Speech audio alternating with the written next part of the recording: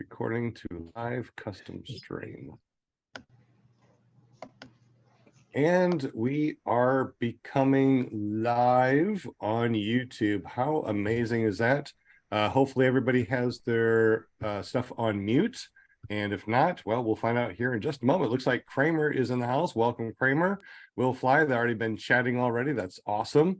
And we are live. So welcome, everyone. So what we're going to do right now is we are going to say hello to our panel. Let's go ahead and start with Scuba Steve, since Scuba Steve is, right here next to me. How you doing, Mr. Scuba Steve? I'm good. I ordered a trike, so as Will says, I've moved over to the dark side. So I got that from Mr. Brian Hummer over at Kangook America, and it should be here. Well, it said it was going to be here Wednesday. Then it said no, it'll be Friday. Now today I got a message saying it'll be here Thursday. So I can't wait to try that thing out. It's going to save me a lot of headache, especially on those nil wind days. Those are the ones that's really hard to get the wing up and get going, which I know I can do it. I don't have the stamina that I need to have to get that thing up. So I'll use the trike for that. No wind. I heard that your headphones are delivered someplace different. Oh my God. I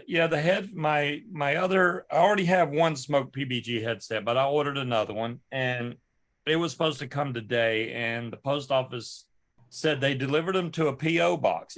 They're in the right city, so they didn't get like delivered to Kansas somewhere. They came here, but it says they got delivered to a PO box, and I'm like, I don't even have a PO box, so I don't know where that went. But yeah, well, hopefully you'll be able to get that. Can't wait for you to get your Kangook basic, because you got the basic, right? Yeah, Kangook basic. We're supposed to have a fly-in. It starts in 2 days, but Hurricane Lee is like changed the wind really strong on the East Coast, so may not get to fly at all this weekend, which is very unfortunate. But para waiting, that's what we do. Ain't that the truth? Well, thank you so much for hanging out with us, buddy. Also, Scuba Steve is going to be watching for questions. So if you have any questions for our wonderful guest, Martin Henderson, tonight, to make sure that you at Scuba Steve, and we'll be able to ask your questions. We also got Kevin from Mississippi. What's up, Mr. Kevin? How are you doing? Doing good. Can't wait for you to go out to EFD. I think on our pre-show you said that you might go to EFD.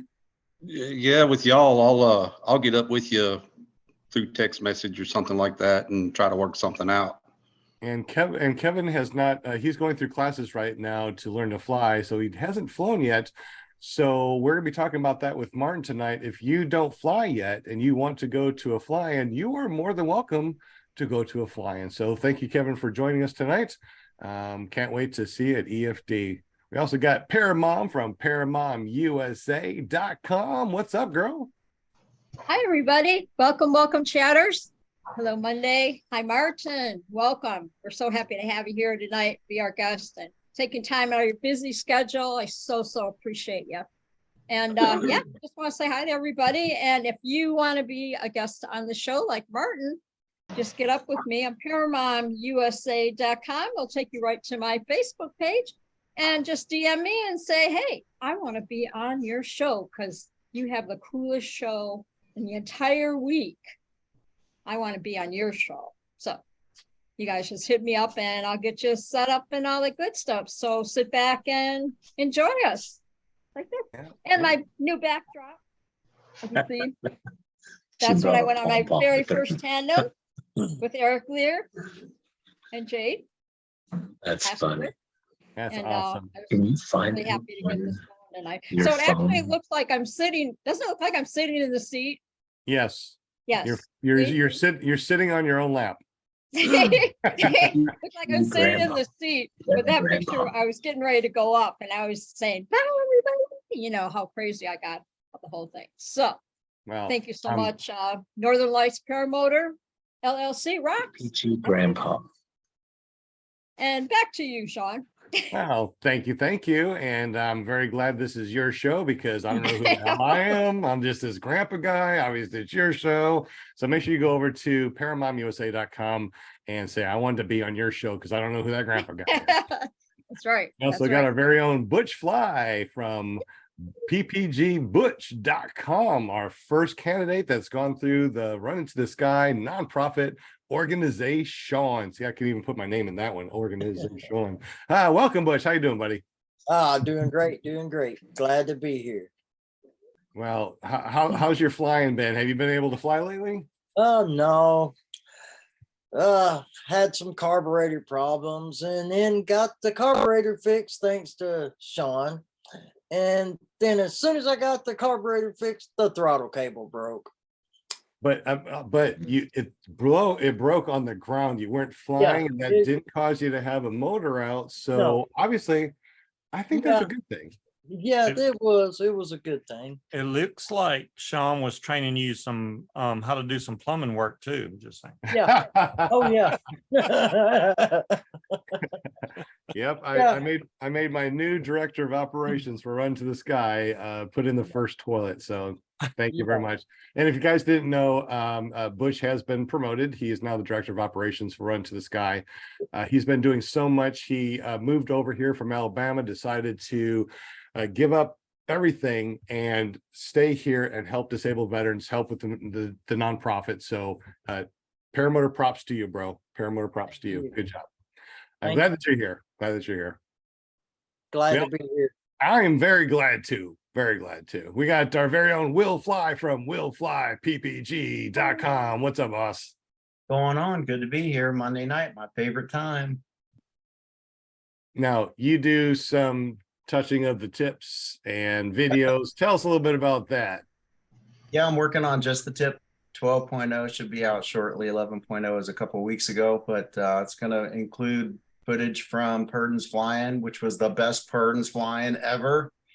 And yeah, I'm excited about this one. Special surprise on 12.0 too. I'm not going to say any more, but a special surprise. So if we want to see this this special just the tip 12.0, how do we get to it? You would go to willflyppg.com or go to YouTube and search for Will Fly. It should pop up there.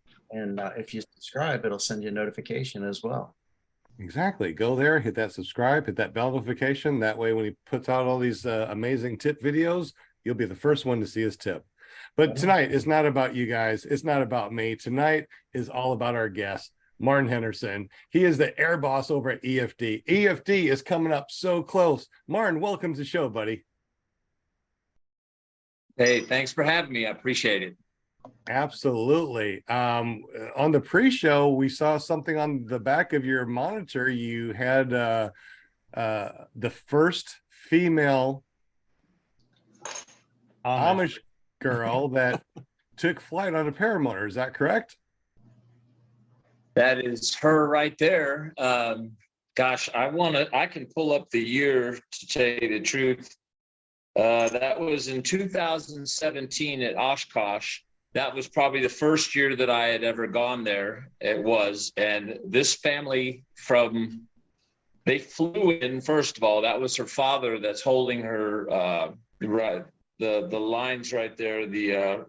She and there's another woman, I think that might be her sister, but that girl put on some straps around her legs to keep her skirt from getting in the propeller, and she took off and flew. And we all landed at Oshkosh that year for the first year that they allowed us to land in Oshkosh. So that was quite an event.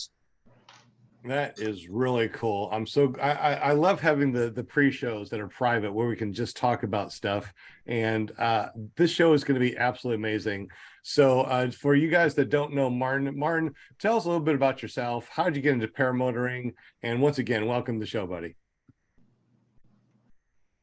Thank you for having me. Okay, so I used to live in San Antonio, Texas, and I went to a fair called the Cornyball Festival in Helotes, Texas, and I saw a PPG. Now this was in '99 when I saw for the first time something flying around in the air, and I immediately was drawn to that because I saw myself doing something like that.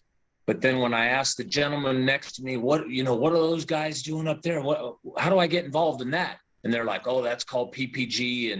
And I said, well, how much does it cost? And when he told me some number, I I hung my head down because it was such a disappointing number right out of the gate, more than I had, that's for sure. And so fast forward about 20 years later, I moved here from San Antonio, and I moved here where I'm at now in Troy, Missouri.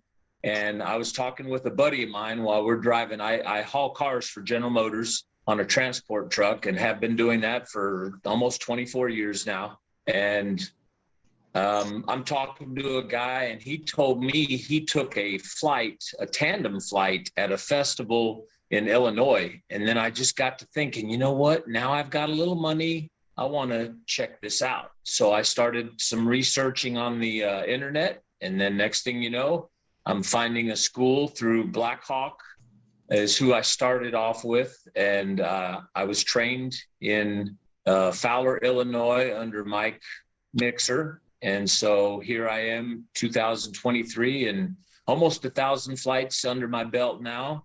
And I used to hit the circuit pretty hard at fly-ins, going to anything and everything except the West Coast, nothing personal, just didn't have the time for distance. And so I try to go to all the fly-ins. And when Will Fly mentioned Purdon's, I went to his 20th year. I think it was the 20th or 21st flying. That was beautiful over there. But I've hit them all that I can. And how I got involved mainly with endless foot drag is that I used to go to the endless foot drag in Fort Smith, Arkansas, and I was there the year that gentleman spiraled down to the ground, and when he perished, that foot drag ended. And Michael Holliday, which I have his shirt on right now, when he took the fly in from Britton Shaw out of Fort Smith, he brought it to Fredonia, Kansas. And then the first year, it was just kind of, you could tell we didn't know what to expect. We just all showed up, wanted to have a good time. And then out of nowhere, Michael Holliday said, "Hey, Martin, would you consider being an air boss for me?" And I had seen one other gentleman. Now, this is going to be a good story. So this gentleman at Beach Blast saw me butcher about 4 reverse launches on the sand in front of about 300 people staring at me while I was trying to do a reverse launch. And I am not accustomed to doing reverse launches, especially with that type of wind, which is, I love it now, but I didn't know how to reverse launch. And I remember him being so patient and kind and just trying to get me out of focusing on the people watching me fail, but having me focus on what I was doing to turn around and make that reverse a complete launch. And on the 4th attempt, I got the wing, settled above me just nice and neat. And then off I go. And I could tell that that kind of patience is what I will always appreciate and respect. And then when I became the air boss at Endless, I decided that's the type of format that I want to follow when helping others that might have difficulty either landing or launching or just following the etiquette of safety at a fly-in. And so I guess now it's been almost 8 years, and I have a great girlfriend out of it. I met her in Fredonia, Kansas at the fly-in. She worked for the Chamber of Commerce, and now she and I are together, and we're going there next week. And oh gosh, yeah. So it's been a great whirlwind event. And when that gentleman, Scuba Steve, mentioned about a trike, I eventually will have to go that route as well, because I get tuckered out too really bad when it comes to zero wind launching. And I still fly, I fly a 25-meter wing. So I'm pushing the envelope in zero wind, but I still have the confidence right now to kind of go up and fly without wind. But I know one day that these old lungs and legs will give out, and I'll be on a trike before you know it. Well, trikes, I personally think, are wonderful, especially when you go to a fly-in. Think about this. If the wind is the wrong way, and we're over here on this side of the line, We have to walk all the way to the other side with our gear. That takes a lot. However, if you have a light trike that you can bolt on, you can drive yourself to the other side, and there you have the opportunity to unbolt 4 bolts and foot launch, go fly around, land right next to it, put 4 bolts back on, and drive yourself right back over, and you're not humping your paramotor and stuff. So you don't have to fly with it. It could just be your transportation vehicle, and they don't run very much, about $1,500 That's bucks. right. That's right. Food for thought. Food for Yeah. thought. I got a question. You said that back in 1999, you heard the price of a paramotor. What was that price? Back then, believe it or not, I think he said it was about $25,000 to get into the sport. Whoa. Okay. That Okay. was a surprise. Just a little bit more than what it is now. And if you've gone back into the history of paramotors, you'll see how bulky and heavy and slow everything was just. And I didn't even get close to that guy's paramotor. I saw 2 guys flying off in the distance, but I've done my research when I first got into the sport, and I realized some of those things back then were very cantankerous, and they were not easy to, I guess the props would explode. The wings were very heavy, and they weren't so agile, if you will, on launch. And so watching the failures of others and the fact that they changed over the years so much, sounds like we all got in at a good time. I agree. I know that one of the things that we do is we watch the risk versus reward. Jeff Goen has that video, by the way, and we watched that. And who is that? Butch Fly. Who is that that's on there? Chandler, right? You're on mute, Butch. I can't hear you. William Shatner. Shatner. William Shatner, right? So William Shatner is on there, and you could see people with these. This must have been a really old video. They were using their hands to start the prop. They were prop starting it. They had really high hang points, and yeah, it was like a totally different thing. Do you guys watch that too? Have you seen those? I've seen it. Yeah. Yeah, crazy what they used to fly, and now we get these really light machines. Some of these wings it's almost cheating. It's like with 2 miles an hour, you could do a reverse. It's like, what the heck? That's just amazing material. So I guess one of the questions is also too, Martin, is everybody likes to know, what is your go-to wing and your go-to paramotor? So I can definitely say without a doubt that my paramotor is by Nirvana.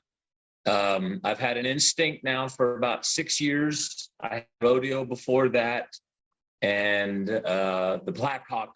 It's like I went from low to high as far as quality, just by having more motor routes than a new pilot should have so early in the ball game. But I learned, that the Blackhawk that I was flying was not really good at staying together. I know I might get in a little trouble with some people. I don't mean to be dogging on brands, but that's just what happened and why I switched over, and I'm glad I did. So the paramotor, I don't know, it's got 230 cc's, and it's I'm not saying bulletproof, but it's really done me well. Got a lot of flights under it. And my wing, I switched, I want to say maybe 4 years ago to a Nuvik Quebec, that brand. You ever heard of that? Yeah, everybody says the same thing. They don't know how to pronounce it either. Yeah.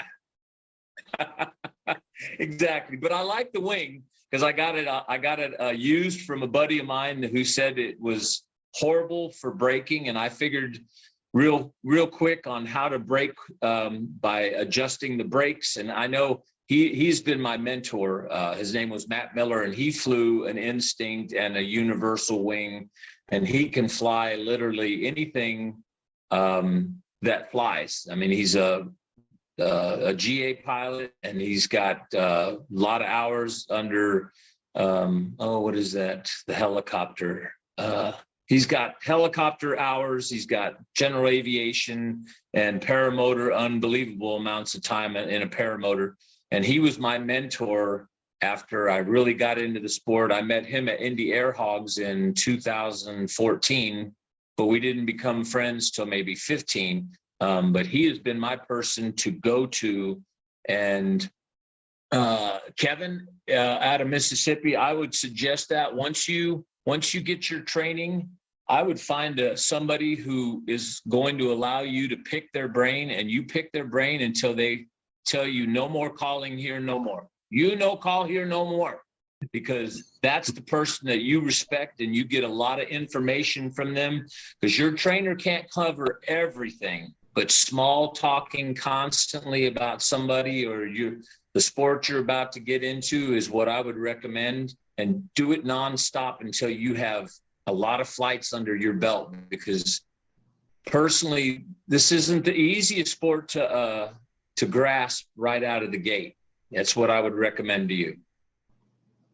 But I've flown a lot of wings. I've flown probably anything that somebody will let me fly, and I like them all, to tell you the truth. I'm thinking about going to a solo one of these days. If I can find somebody that wants to trade me wings, I'd go to a solo.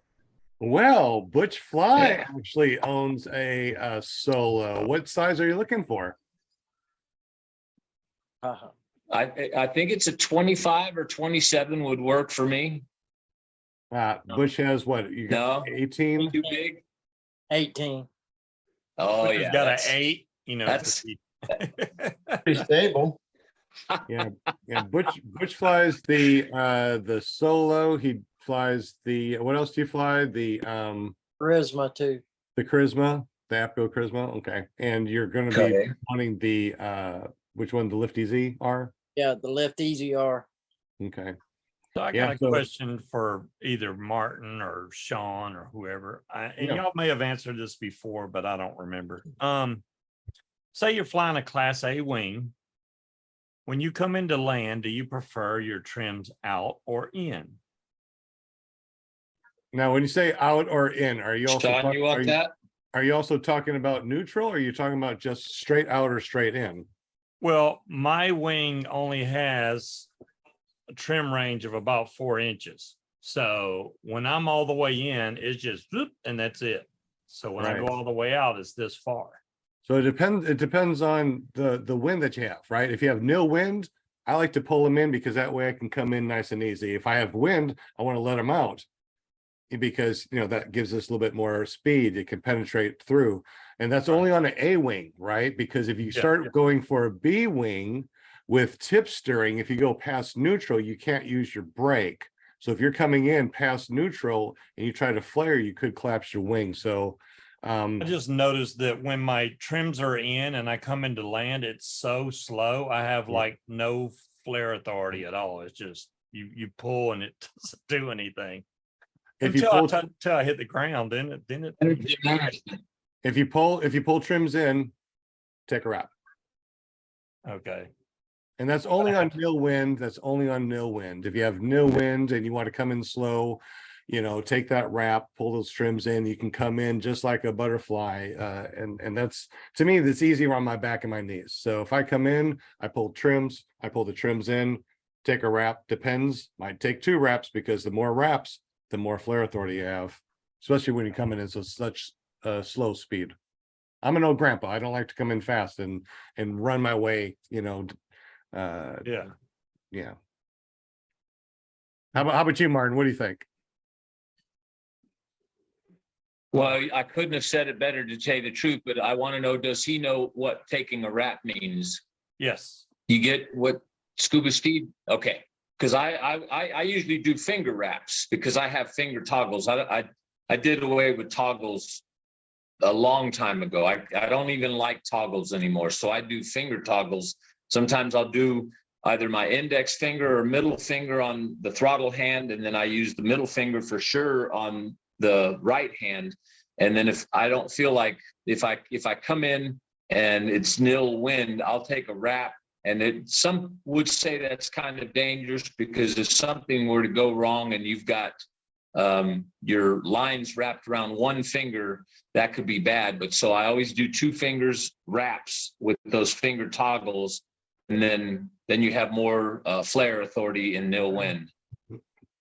Well, I don't think Martin flies a trike, but I know Butch does. So when you come in to land on the trike, do you A, flare, or B, do you feather your gas pretty much until your back wheels touch the ground? Butch? You can do both. Right? Yeah, I kind of do both. You do both? Okay. I was just wondering. I was like, yeah, I've seen it done a bunch of different ways. I definitely don't want to come down on the trike and just bounce off the ground. That would be bad. So yeah. What Steve's describing there, and with the A-wing, it seems like you don't have enough speed. Seems like you're coming in way too slow and Yeah. and don't have the flare authority. So what does your manual suggest? My manual doesn't say much of all. It should. I'd be really surprised if it didn't give a recommendation on no wind. And you're right, Will, 100% right. Always check when we give our personal opinions on the podcast, guys. These are people that have been flying for a while, and we understand, some nuances of our wing because we've probably been flying our wing for a long time. So as a new student or someone that hasn't been in the sport very long, always check your manual, because some manuals will say always go trims neutral for takeoff and landings. Some will say, something's different. So always check your manual. Don't rely on us. Don't rely on your friends or other pilots to give you any definitive ways of coming in for landing or taking off. Check with your instructor. Always check your manual. Thank you, Will. That was a good point. Man, Good point. verify. All right. So Butch, So I keep throwing this up here. Yes. I'm sorry. No, please go I ahead. said I keep throwing this up here because this was given to me by Jeff going out of fly in, and he put my little setup right there in the book. Oh, And you'll cool. see that at a fly in the tumbleweed cart, but it's just a way inside the PPG Bible. This is a good book too for Kevin. If you get the chance, get this book through several sources, but get this book. I've If you got like one. reading. Have you? Good. You're gonna like it. And I'll be there at Endless to sign that page for an autograph if you need it. Nice. For a 20 spot, right? Yeah, good call. Money talks. All right.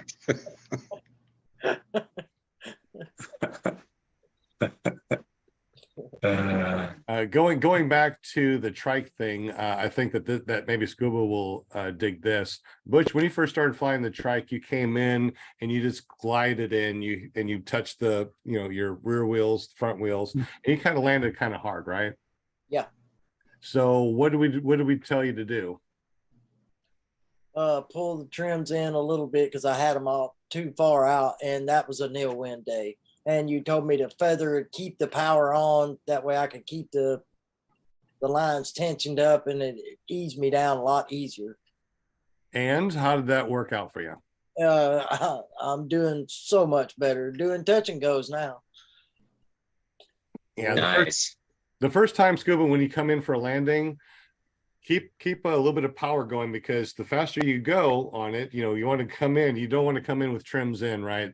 Well, depending on the weather, obviously, but if stick it on neutral, you come in a little bit of power, and as you come in, you just barely touch down, you can barely feel that you even came in, and give yourself a little bit of flare.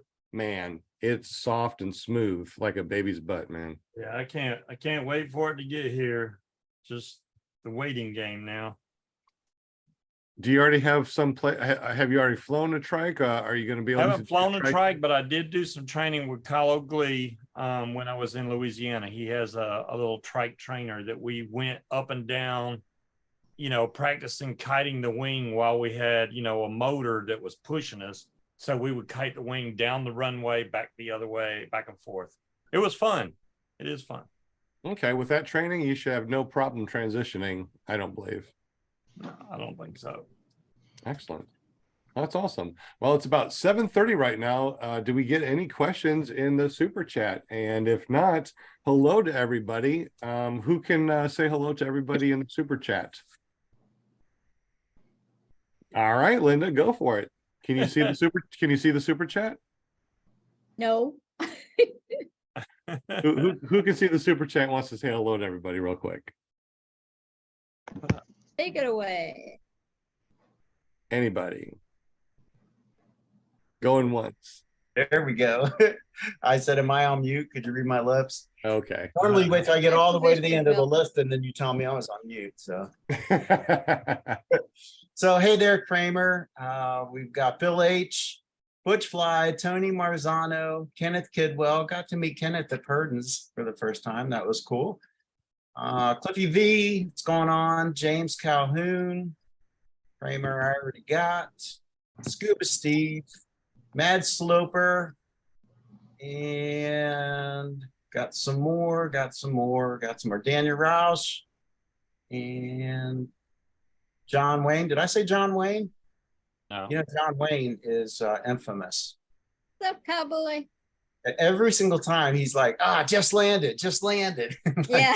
man. We're gonna give him a t-shirt that says that. Just landed. Actually, yeah, that would be perfect. Apropos, DP, what's going on, man? Hey, DP. What's up, DB? Yeah, Bill H, I got Love ya. him. James, North Carolina, buddy, what's going on? 555, Flying Flamingo, Hi, Jade. Love you. and there's one more. I know for sure. I just gotta find him. There's quite a few. Kangook America, what's going on, man? Hey, Brian. Your ears must have been burning. David Rainey, Greg Laney, and Right. Chris Lockley, and Deweese Milstead. David Rainey out of Alabama. Weezy. Love you, Weezy. I don't know. David Rainey, are you out of Alabama? We'll find out soon enough. And unless I miss someone, that's all I got, Sean. Excellent, Hey, excellent. good Welcome, job, Will. everybody. Glad that you guys made it here live. Tonight, we are talking with Martin Henderson. He's the air boss over at EFD. Has a lot of amazing stories. Glad you joined us. And obviously, if you are listening to us after the fact in Memorex instead of live, glad that you're listening to us. Thank you so much. We definitely appreciate you dropping in. Let's go ahead and continue our amazing conversation with Martin. Man, he's been talking about all the cool stuff he's been doing, all the different machines that he's flown. And what is the most powerful? You said that you had a 230 or 220 motor. What's the most powerful motor you have been flying? That is it right there. The Instinct 230. Bulletproof almost, but yeah, I know there's stronger paramotors out there for sure, but this one is heavy enough for me. I'm kind of getting up there in the long tooth syndrome, and I don't need any extra weight on me. I don't.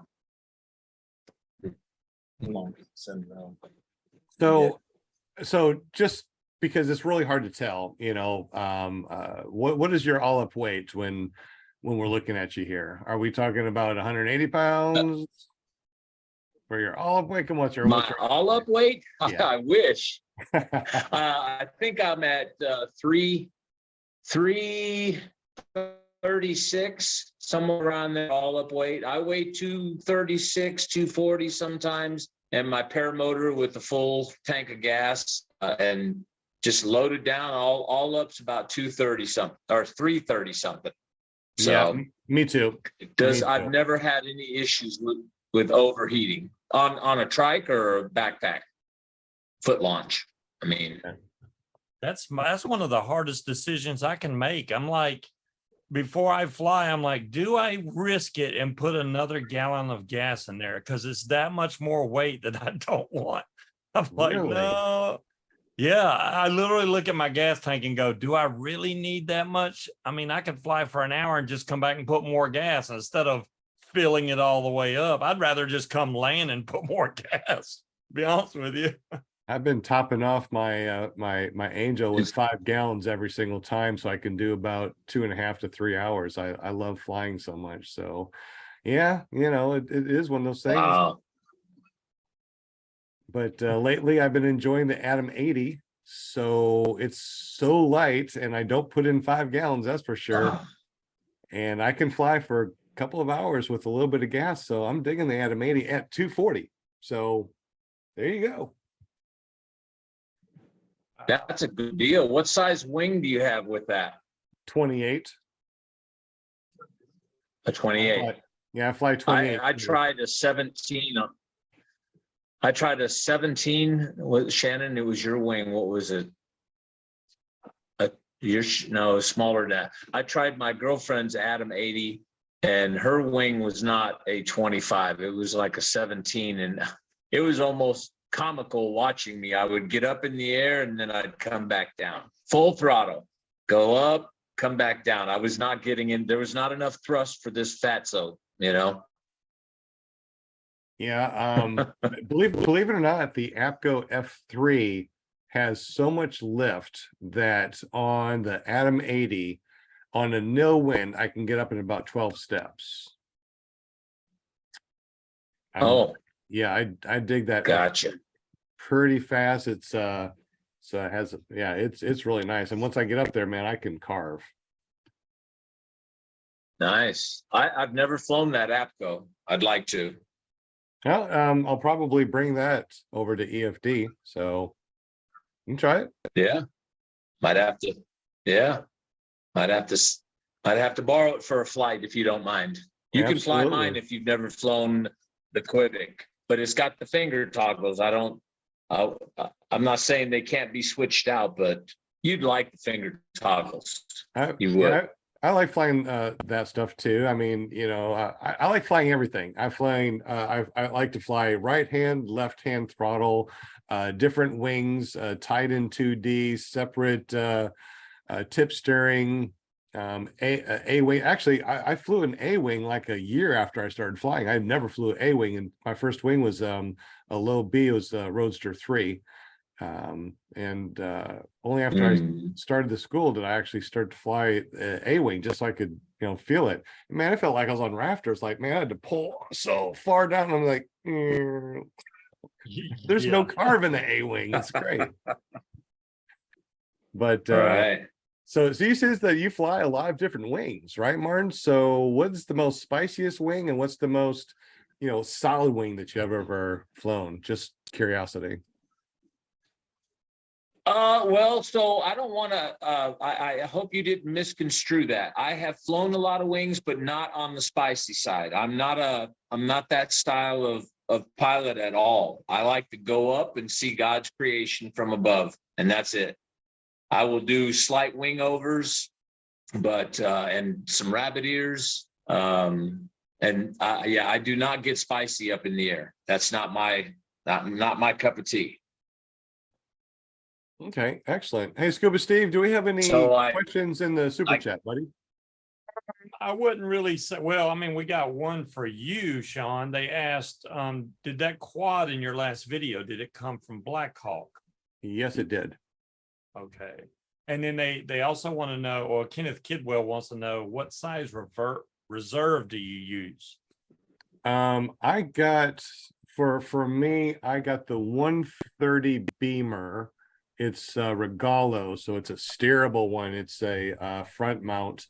So that's what I use for most everything. So even if my paramount that I fly has a reserve, I do like to use my Regalo as a second reserve, because I can put that on anything I fly. So I think it's a 130 Beamer, if I'm not mistaken. Okay. And that's it. Okay. Did Fly Swamper say something, Will? Oh, Will, if you're trying to talk. He's muted. Man. I've got a dog. I've got a barking dog all of a sudden. So I just, so my apologies. Anyways, yeah. So Fly Swamper was saying that basically it's, let me just read it verbatim. Having a good climb rate can sometimes save you from prior other poor decisions.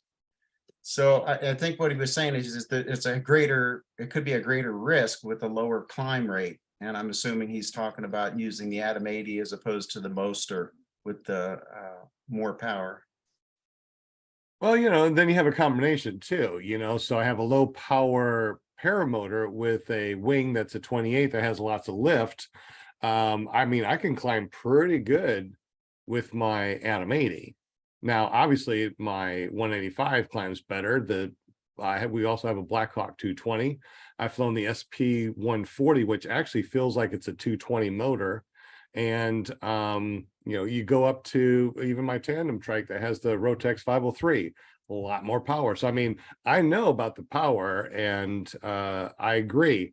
If you can't get up above the trees, that's probably a bad thing. Just like Martin was saying, got up, went down, got up, went down. So if you're determined to get up in the air and you just run out of runway, that could be a bad thing too. I also have a Gen Vantage 3, which is a hybrid wing. So it's really nice to be able to, so hybrid real quick, so you guys understand. You have a hybrid wing like the Gen Vantage 3. That's a motor wing / mountain wing, which means it can paraglide or paramotor with the same risers. And then you also have a hybrid skin wing like the APCO hybrid. That's half dual skin and the second half is just single skin. So you have different type of hybrids. So I want to clarify, I'm talking about the motor mountain hybrid. So I can get up in the Atom 80 because it's extremely lifty. It's designed to be very lifty because it's a motor mountain wing. So if you do free flying, it has lots of lift. So I get up to about 4,000 feet, kill the motor on the Atom 80, and now I can basically free fly, which is really amazing. It has a lot of lift. So yes, you're right. Depending on what kind of motor and wing you have, you want something that can get you up in there pretty quick. Well, Kylo Glee, he was saying, whether you're flying an Atom 80 or a 185, you pretty much should know the climb rate of your motor. And if you get into a situation to where you can't climb out fast enough, then you didn't prepare ahead. You were not looking ahead at what was coming. So if you don't have enough time to climb out, then you weren't watching for it. It pretty much says, you should never put yourself in that situation where you have to try and force yourself to get power to get out of something. That is a great point. And I've been, I had the advantage of spending a lot of time with an Atom 80. That's what my first couple of years before I went to the Moster. If I went back to the Atom 80, I would enjoy it. It's a great motor, but my flying style would change. I wouldn't do as much, close to the ground or ground proximity flying that I do now, because certain situations like that one time with the power lines, if you remember that, Sean, without the power of that Moster, I never would have made it. On the other hand, I wouldn't have put myself in that situation in the first place. So yeah, I mean, you can fly any motor safely. It's all on you, to make the right calls. Exactly. Another good point, Will. What's up, City Fly? Do we have any more questions in the super chat before we go on? Nah, say continue. Keep going. Well, there was one. There was one. You mentioned the Gen. Do you have any experience? Jason Scott was asking about the Gen Falcon. I only flown the Gen Vantage so far, so I haven't flown the Falcon. How about you? How about you guys, Martin? Anybody else? I came close to buying one and it got sold out before I could produce the money. So I wanted to fly that. I really did. But that doesn't count. Yeah, that doesn't count.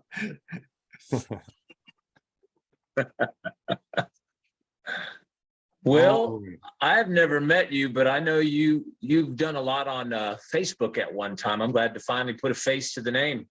Yeah, man, the same here. And Endless Foot Drag, I've not been to that yet, but it is like at the top of my bucket list. I just wish it wasn't in Kansas. It's kind of like you with the West Coast, right? And me with the Kansas, but it's on my bucket list. Or maybe even next year.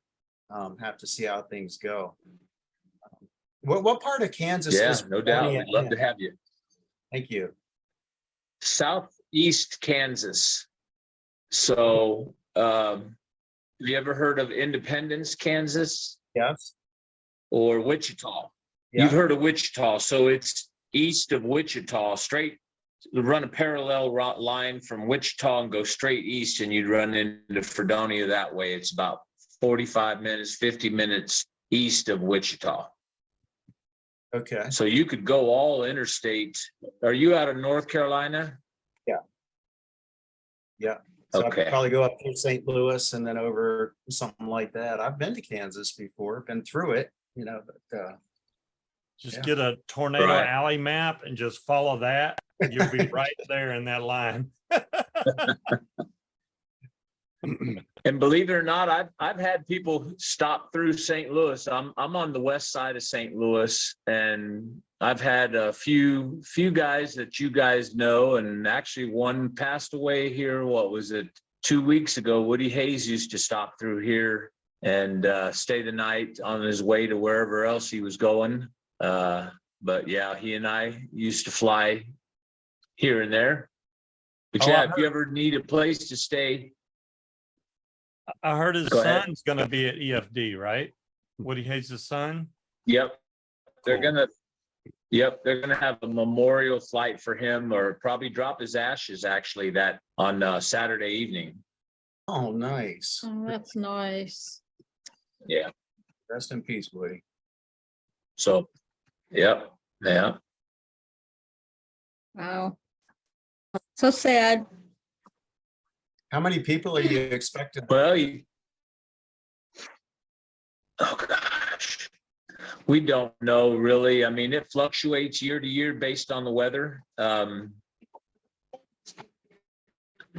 Before COVID, we had 250 pilots, and now it's shrunk down a little bit. And so I don't know. We'll probably have 100 pilots and enough spectators to match that, a little bit more. And yeah, so it's the location is what really is kind of a lure.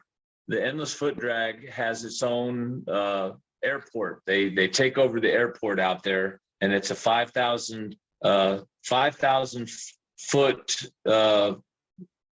airport runway, and we have the whole runway to ourselves. We put X's on both ends, and so everybody that camps out there just stays right there on the runway, and then there's fields on either side, and you can launch from either field.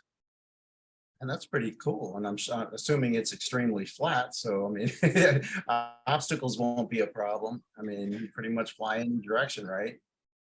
But the simulator meeting a little bit of it today. Well, so two things about that. What I think is kind of interesting is when, and I'm not trying, I am kind of trying to promote the Endless Foot Drag for those who've never been there. It sets at the edge of, what's the name of that? Flint Hills. And so, you know, a lot of people visualize Kansas as being this flat farm ground that has a bunch of dust and a couple of jackrabbits at, you know, but it's not like that at Endless. The foothills set on the edge of where Fredonia is. So you get that laminar style wind, almost coastal like wind. And as soon as you get up, you realize you're in a good spot. And then wherever you go, you'll find that there are, I'm not going to say rustic plateaus, but they're the geographics of the contours of the land, all that, you know, you'll see that it's not just flat there, and you can go as far as the eye can see and fly. And you'll see the beautiful contours of the landscape out there. And it's, to me, I love that part of it. And that's west. When you go east, you're going to catch some farmland, but I don't care where you live, you're going to catch farmland. If you're not flying over a city, you're going to, like where I live, there's a lot of farming out here. So, Well, I'll be there. but I one hope day. to see other people come. Hey, Sean, have you been? No, this will be my first year. Oh, Been to the Bad Apples, been to the Moonshiners, but this will be my first EFD. I wanted to go to Purdon's, but we were sick, so couldn't go there and cough on all the pilots. That'd be kind of rude. So we'll have to go there next year. Yeah. Bill Bless you, says, bless you. can we fly over town? Who said that? Bill H. said, can we fly? I know over- Bill H. I think he's doing that. He's doing that. Bill Herman, right? Yes. He's doing that on purpose. He's trying to rip me. Oh, okay. Yeah, you do it, Bill. Right over the mayor's house. Yeah. love No, Bill. we do, you know. Yeah. Even Shannon, my girlfriend, knows him. Yeah, everybody knows Bill. Everybody That's knows right. Bill H. Yeah. Yeah. He's the best. Oh, you guys want to do a thumbnail real quick? Oh yeah, good idea. Landon, if you're there, go ahead and say cheese real quick. Nope. No, that was an old one.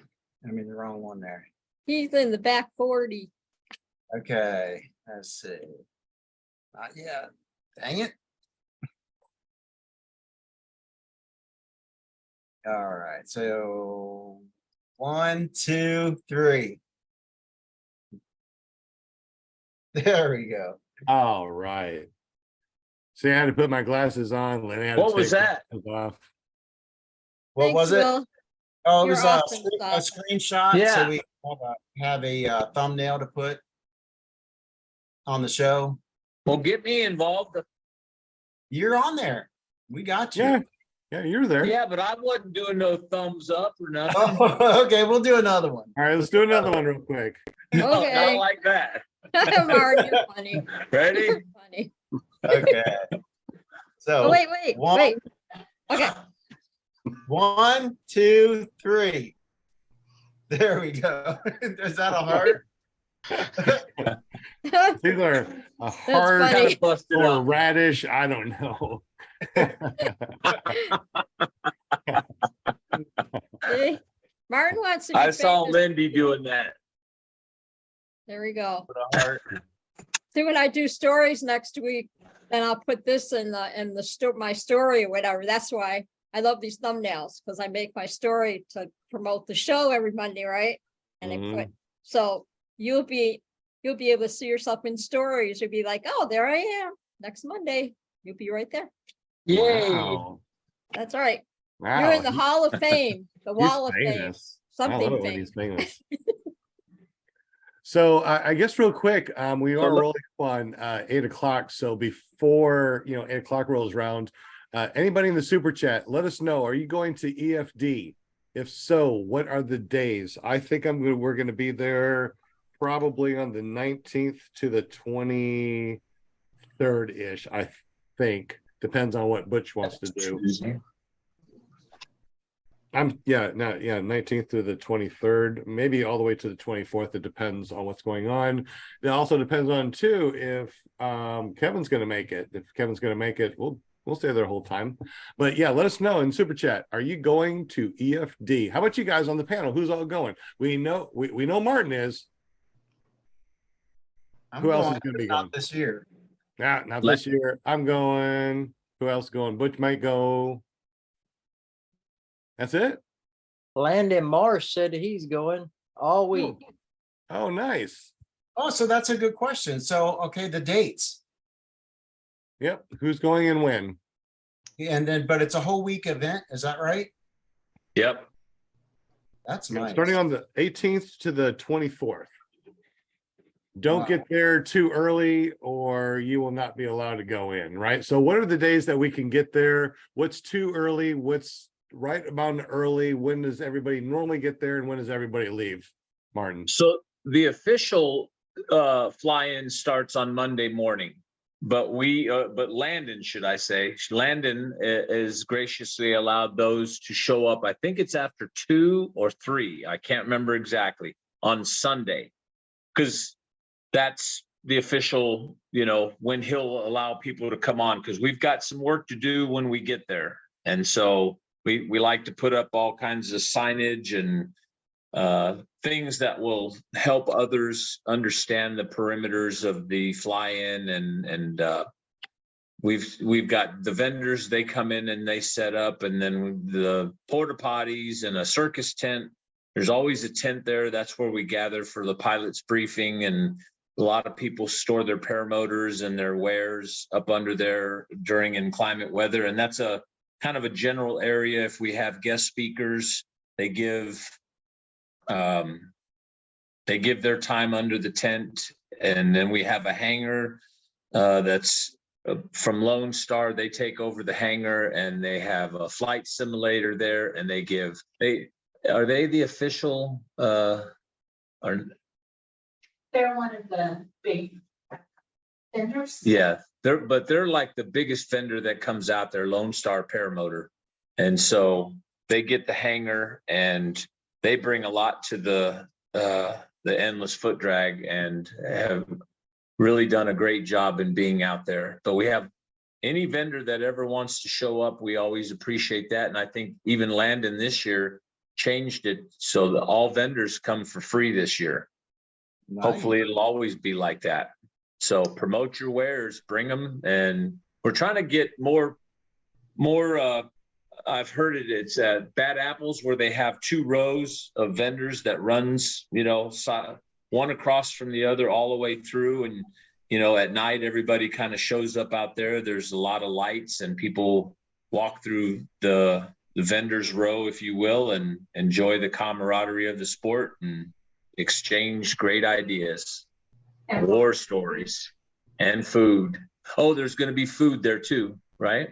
I don't know the details of that, but there's food in town. Okay. Oh, well, there's always food in town. We know that. There's several restaurants that are looking forward to any and everybody that shows up. The kitchen table, there's Pizza Hut, there's Mexican restaurant, there's a steakhouse, Subway, Thai food. So it's not a big town. I think the total population is like 2,200. But when Endless shows up, it really excites the people, and they bring a lot of Steve's vaping a plume of smoke over there.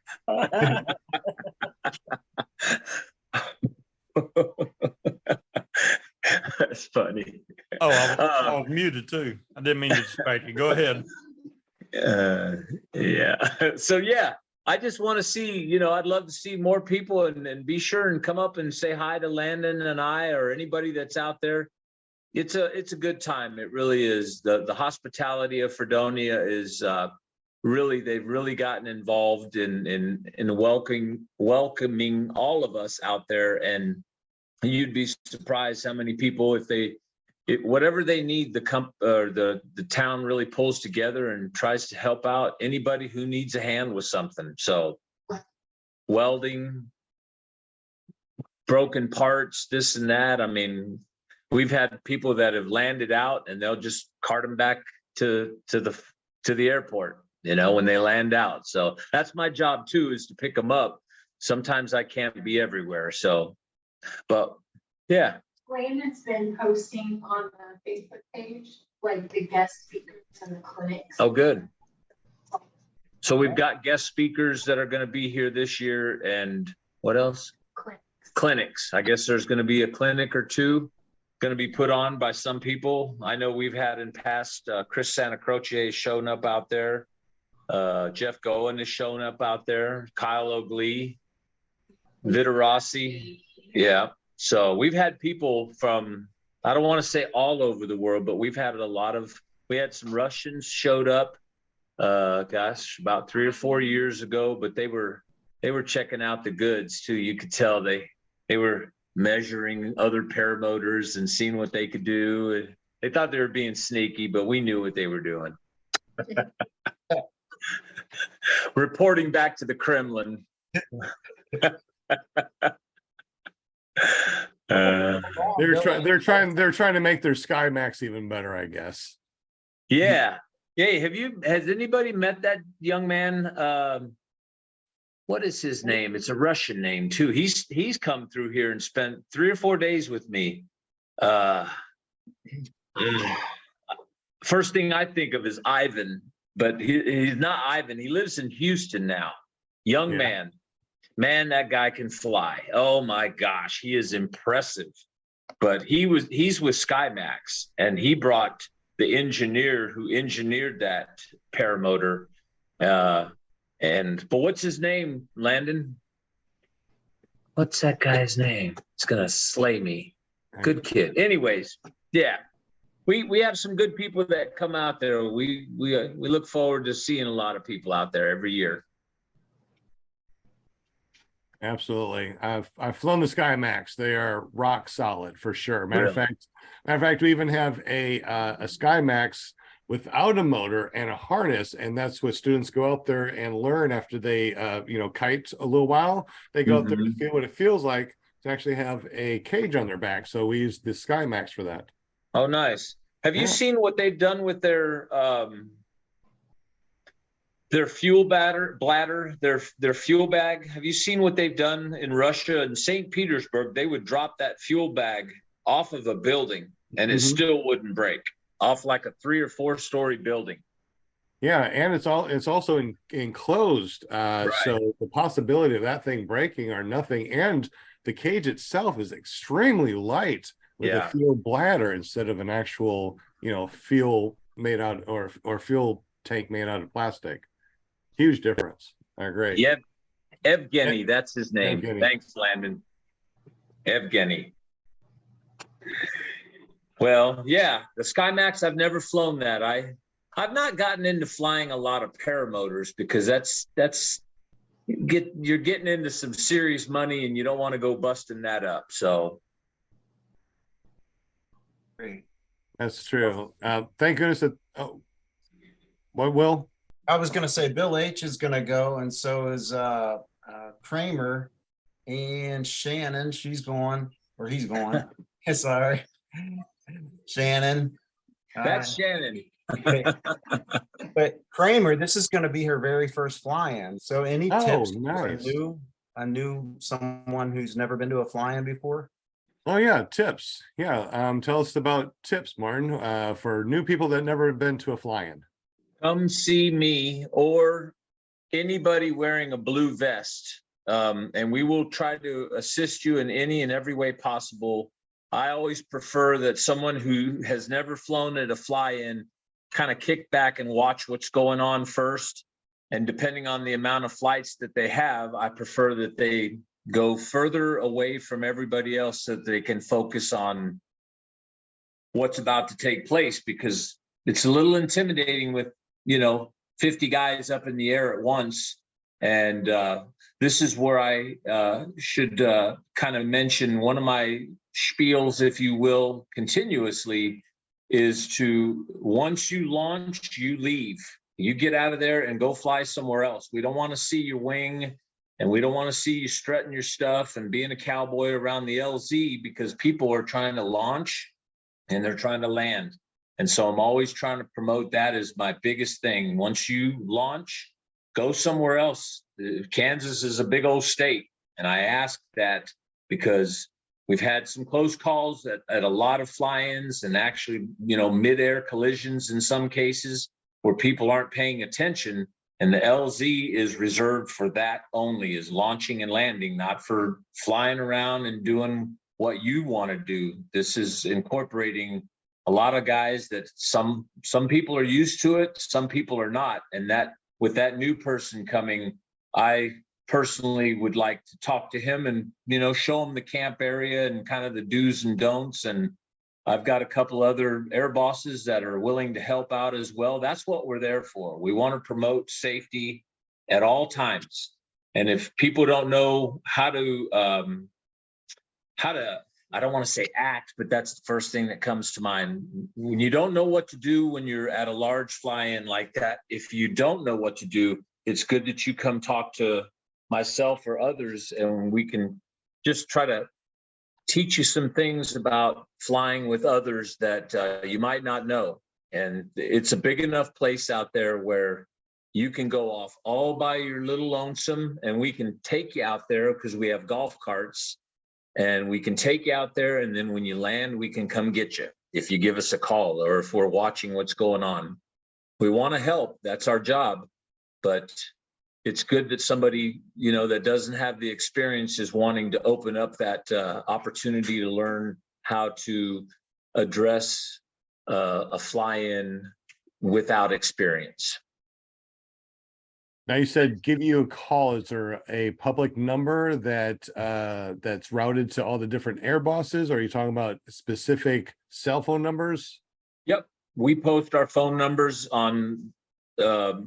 Usually, my trailer is right out in the wide open, and everybody that sees it, they can take a picture of the air bosses and Landon's phone number. We have a kind of a staff phone number directory, if you will, and if you land out or you need some help, whatever the case is, our phone numbers are posted right there, and you can call anybody. And if we are available to help, we're on our way. Absolutely. Really good advice. Really good advice. And Kramer, so if you're listening, no barrel rolls over the LZ. Right. She says she's actually going to work with Lone Star Paramotor, meet up with them too. So Oh, that's cool. yeah.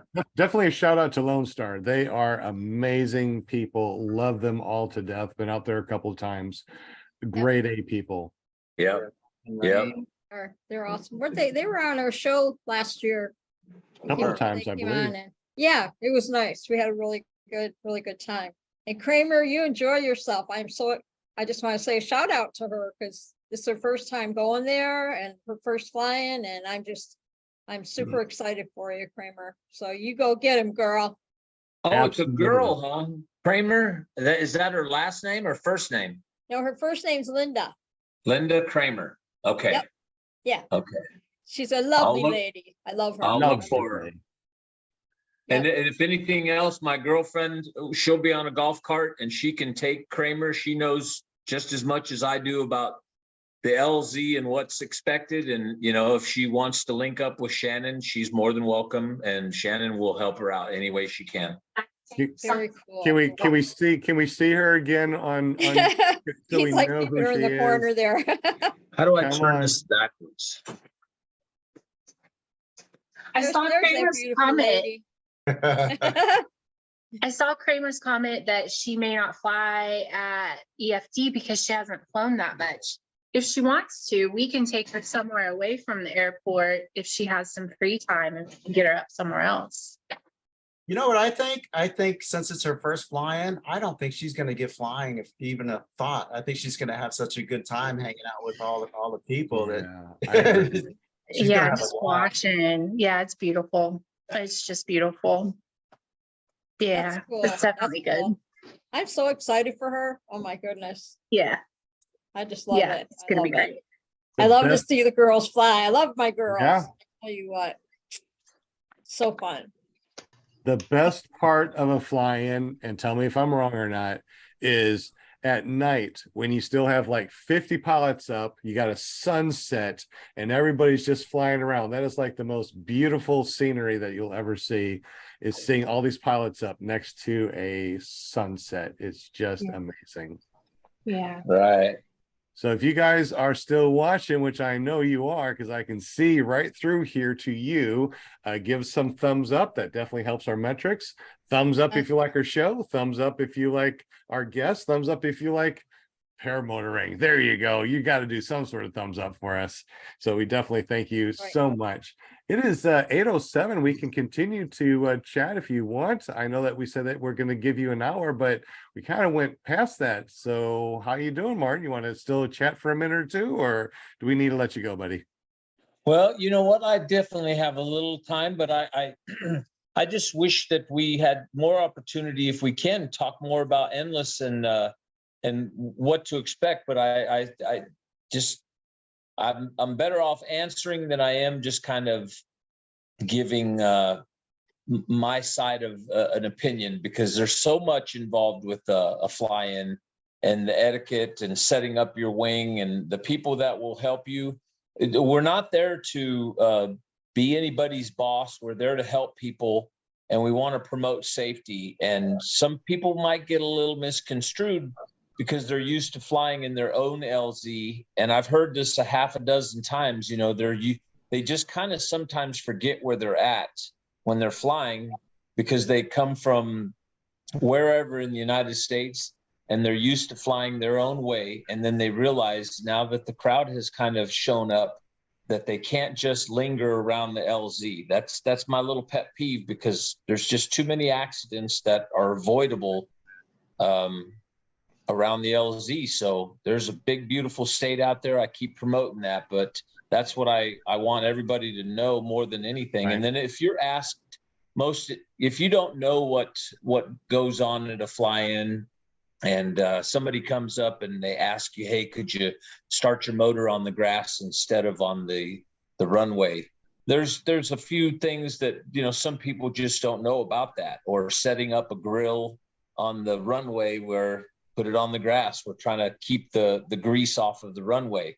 So there's all these little tips and tricks that if you don't know, ask somebody. If we're not around, ask your neighbor.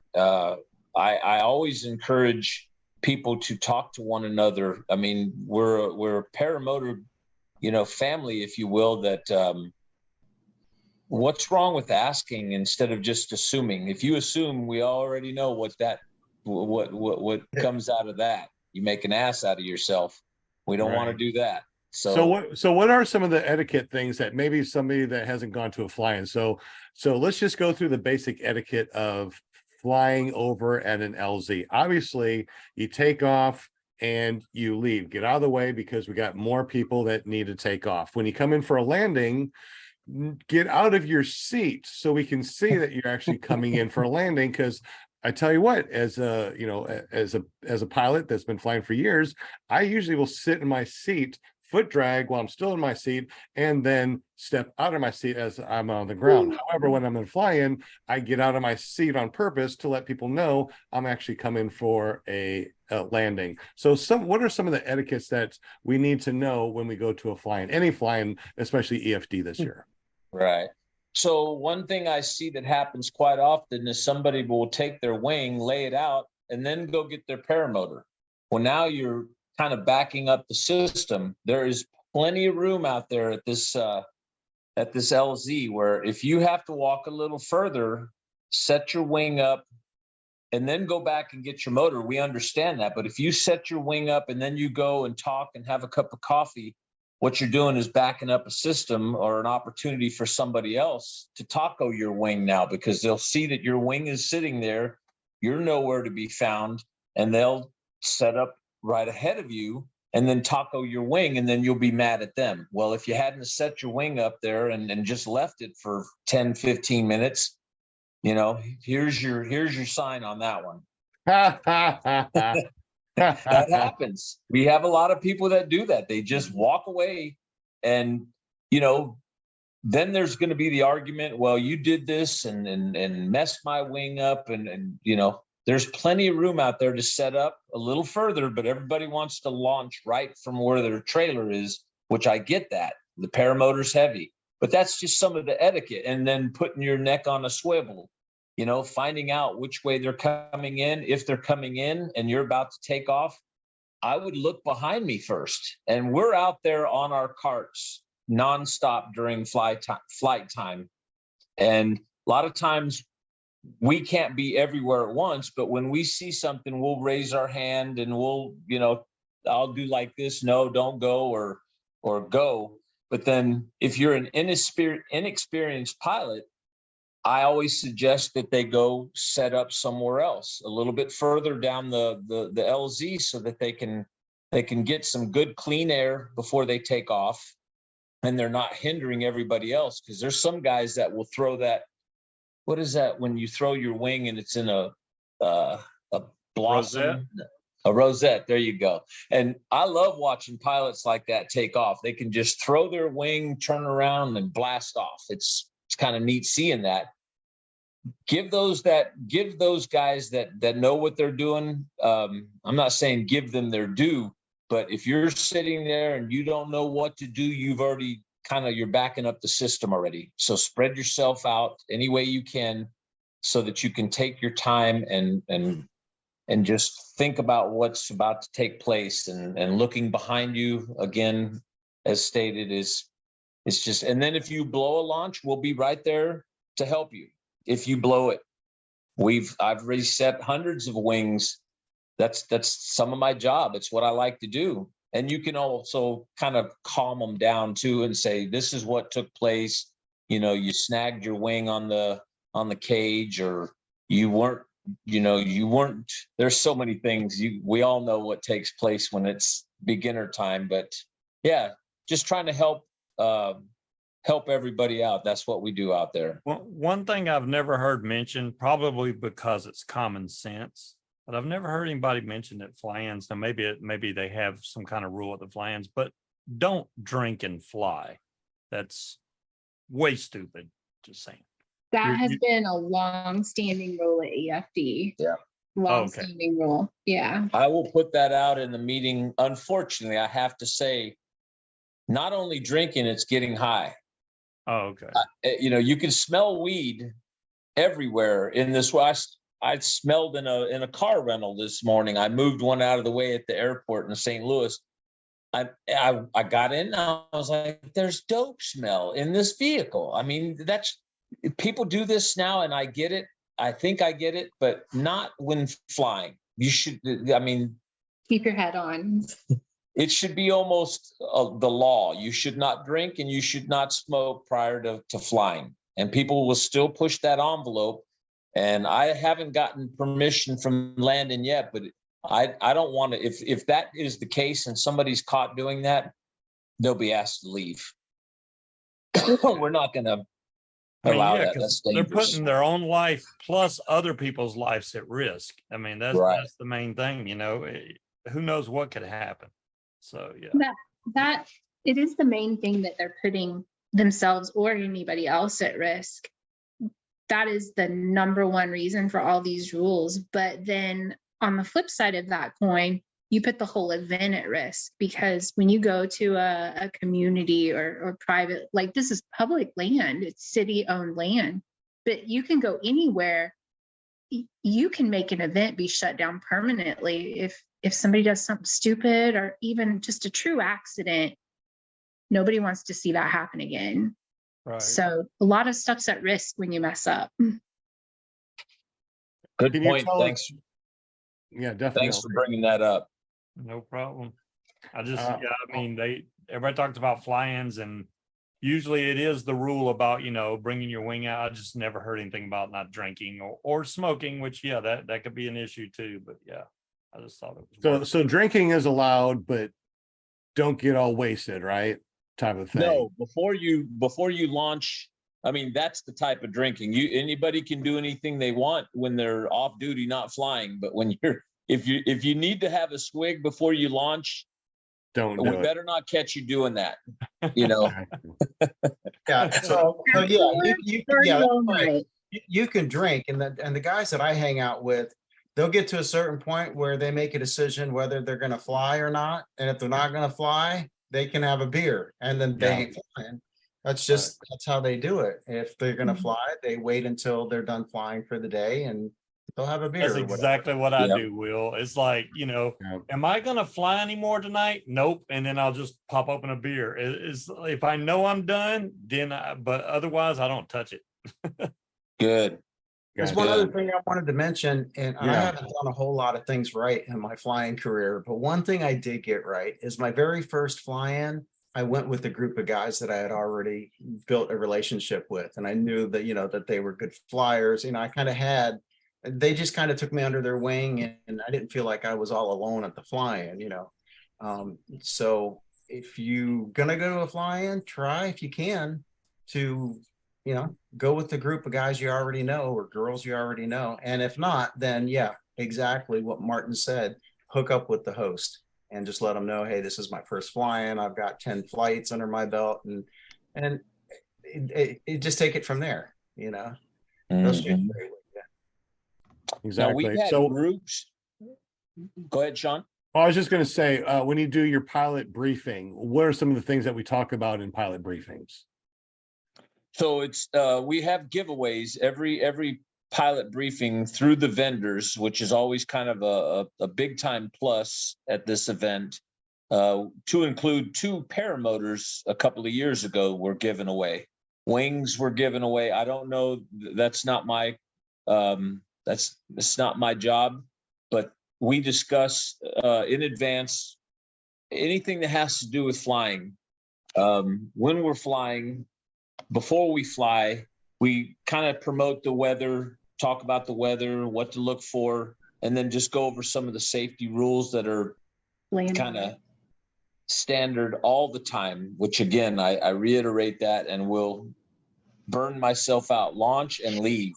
That's the main thing. We don't fly over homes and schools and, heavily populated areas, which Fredonia is not heavily populated, but you shouldn't be flying over homes. You can do the outskirts of town.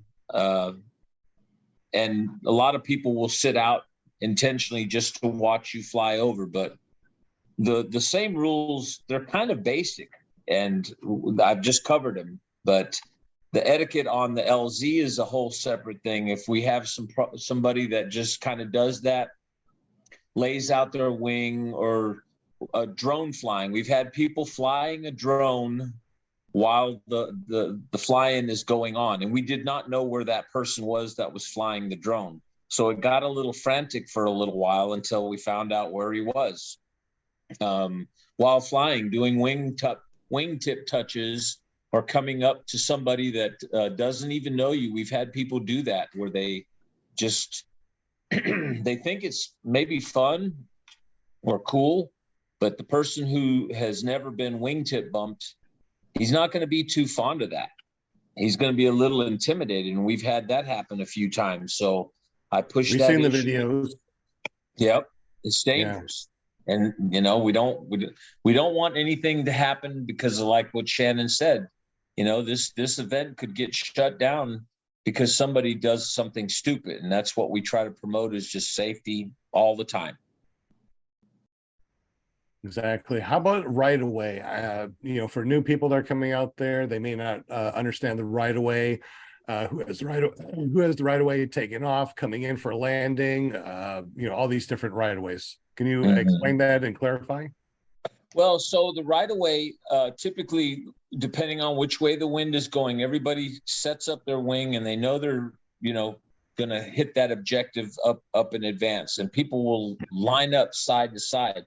Now, when it's time to land, we have another LZ behind the runway, and that's where typically we take off from both sides and land from both sides. But the right of way is kind of just amongst the pilots to, when you, like you said, when you get out of your seat, if somebody doesn't see that, then you probably shouldn't be landing there if people are taking off.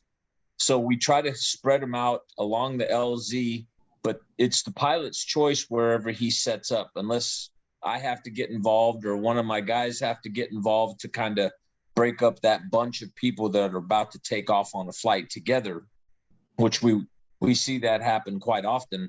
But spreading them out, it allows the bad air, that will take over real fast with a bunch of people leaving. But the right of way, I keep kind of thinking that's just kind of like a rule of thumb that pilots have to kind of know in advance. And maybe that's why I promote going out further and setting yourself up so you don't have to be a part of waiting for somebody to launch or waiting for somebody to land.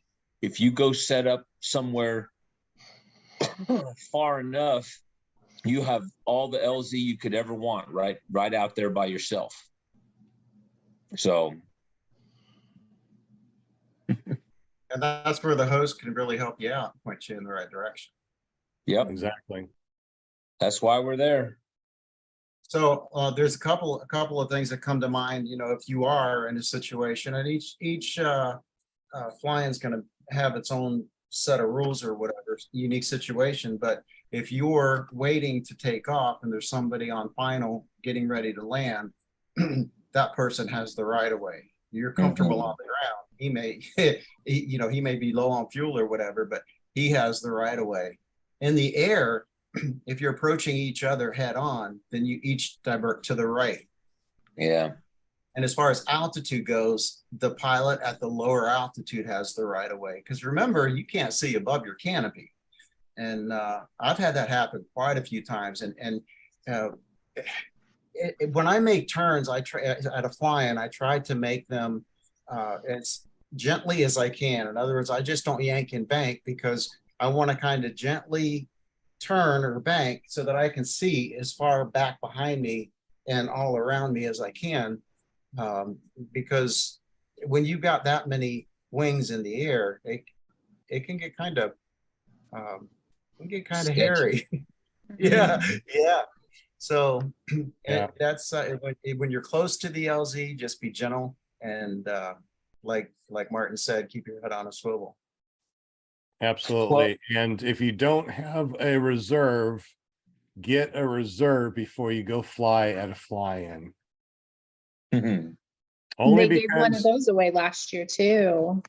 Yeah. what's that? What's that? One more time? They had a reserve last year at the Endless Foot Drag as a giveaway. So it's a good chance to get your reserve. I don't know what's in the basket this year, but it's always good stuff. Yeah. That's good. So I did a search real quick just so I could tell you verbatim what this says. It says each person operating an ultralight vehicle shall maintain vigilance so as to see and avoid aircraft and shall yield the right of way to all aircraft. No person may operate an ultralight vehicle in a manner that creates a collision hazard with respect to any aircraft. So just remember, the FAR 103s are written that you, the pilot in command of your ultralight, paramotor or otherwise, are responsible for any damages to anybody on the ground. So if you are flying and at any point your motor or your prop could fall off, or you could have something that goes through your prop and maybe your exhaust drops. If that exhaust drops and would hit anything on the ground, you're obviously flying over something that's considered congested. So remember that when you're flying out there, if something fell off right now, would it hit a person? Would it hurt some property? And that way you always know that you're flying correctly. Because if there's nothing underneath you that could get hit, you're flying you're flying correctly under our FAA 103s, right? So be very, very cautious. Always have that head on the swivel, and exactly what Will said too, when you're out flying with anybody else, even if it's not at a fly-in, do that nice slow turn. Remember how it was in training, right? You look right, lean right, pull right, right? It's not just yank and bank. So remember your fun training that you had and be very, very careful out there. Anything else, guys, as far as etiquette at a fly-in or around other pilots? I like what Will brought up. He's right about the altitude, the fact that, if you're flying, if you've got somebody below you, they have the right of way because they won't be able to see you. That's a very good point. That's something that's why I don't fly around with people. I don't like flying around a lot of people because I don't know what their ability is while flying. And that's something probably I ought to promote as well when flying. Instead of, if you've got a buddy or several buddies that want to go fly together and you guys are used to flying like that, that's kind of fun playing follow the leader. And I've played that a couple of times with other people. It is fun to fly like that. But when some people don't know your style of flying above them is not a good idea. Get out of there. Go fly somewhere else. Go find some other friends that you don't know. It's not, Yeah, you don't want to meet them in the sky. Yeah, not a good way to start the first initial friendship. Exactly. Another thing too, that one of the things that we talk about as students when we're flying, if someone is taking off, 9 times out of 10, it's a moster or something that will torque off to the right-hand side, right? Unless it's an Atom 80, then it might torque off to the left. But most of the big motors that you're going to see take off, they're going to take off and kind of bank off to the right. It's just a natural thing. So if you watch people take off from up high and you're coming in for a landing, you got to watch. They might just bank over towards you. So be very careful about is watching your pilots below you. And obviously they do have the right of way. Did anyone get any intel from that midair at Dave Purden's last couple weeks ago? Did anybody hear about the 2 registered PPCs that had their little tangle? I did not hear about that. They did. There was a midair collision with 2 PPCs close to the ground. I'm guessing 25 feet. Both, from what I gather from the pictures that I've seen, both of them were demolished, but nobody got hurt. Surprising. Yeah, I So- saw the video. They were pretty close to the ground. One was landing and the other one was taking off, and they ran into each other. Yeah. And so let's just dissect that one real fast. I chose a side, and then I might have jumped the gun, but I kind of feel the person who was at fault was the one that was on the ground. But then when you look at the guy who decided to land so close, that's where common sense on flying has to kick in very fast. And I think PPCs, don't they motor on land? Isn't that their typical method of landing? Yeah, their motors are going to be running. So I mean, So I have to watch that Well, video. I didn't know most there was You haven't most seen it? trikes stay on motor too, so you could easily bank and turn. I don't Mhm. understand how you can come in for a landing and not see a canopy come up and not just full throttling, get out of the way. I don't understand that, but I didn't see the video either. Oh, Could you- there's a video of that? Yes. Yeah, Steve, could you put would you mind if you can find the link? I'd love to Ooh, see it's that. it's a video inside another video. I can try to rip it out of there, but I couldn't do it tonight. There's no way. But yeah, it's a very short video, but it shows they were maybe 5 to 10 feet off the ground, so they weren't very high. But yeah, you can see the guy coming in, and this other guy was going to launch, and I guess he didn't even look at what was in front of him at all. Normally you don't have to worry about what's in front of you. You got a wide open field, but this guy was coming in and just bam, they just wrapped up to each other and Oh, they both were facing each other. yes. Oh, Facing each other. okay. So the guy that blew the launch on the ground is, I was told when he blew the launch, he got the wing back up, or maybe it never did fully collapse, but he then went and tried to launch from a different direction as this guy's coming in, and maybe that's why he didn't see. And neither one of us saw each other. But I feel, I don't know. I actually spoke with this was unintentionally, but I spoke with a gentleman that is an FAA agent or official just earlier this week. And then when I realized he was trying to pick my brain about this, I quickly kind of got out of the conversation because I wasn't trying to get nobody in trouble. I just, they don't know about this stuff, and that's probably best. We can police our own without getting them involved. But in some cases, the right of way in this, I'd love to hear some sort of official answer as to who was at fault. I believe the guy on the ground was at fault. If I could see the video, I would love to. Yeah, Yeah. maybe next week. That'd be nice to see it next week. I'd like to join in on that. Well, the PPCs are usually N-numbered. So were they both N-numbered, or was one of them or both of them going under the FAR 103? One wasn't. And the guy that hit him that was landing, I guess he told the guy that was not numbered, if you'll see an FAA agent at your door by a certain day that week, because he was there illegally already, so he's going to be at fault already on the guy that was not numbered. He had bought this thing and he was new to the sport. That's what I was told. A buddy of mine, Bront Smith, he went to that fly-in also, and he eavesdropped a couple of PPC guys talking, and how he got involved was that he was walking by, he heard. I found it. Did you? Yeah, hold on just a second. I'll get it loaded up here. Well, do we want to show that on the show? That's Everybody's Well, like, without "Ooh." seeing it Well, first. how about this? How about this? You guys are my panel. If you want to show it, raise your hand. If you don't want to show it, don't I raise your haven't seen it, so I can't really vote. I mean, I It's don't know. not what it- bad. I mean, there's no, it's really quick. It just shows the guy coming in. You'll see them hit and then it ends right there.